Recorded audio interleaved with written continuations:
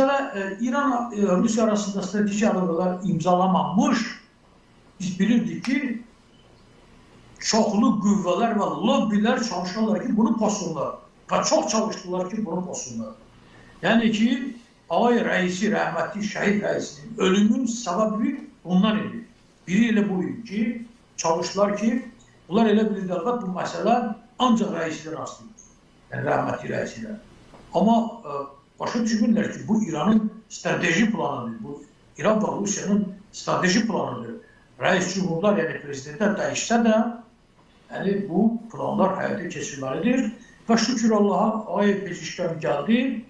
Çox sevindilər Pezeşkan gələndə. Mən gələcək gəlirlər, ay Pezeşkan çalışmalar ələ alsınlar, istifadə eləsinlər, ay nə bilir belə getdi, nə bilir belə getdi. Amma gördünüz ki, Pezeşkan həmin o qərardadı imzaladı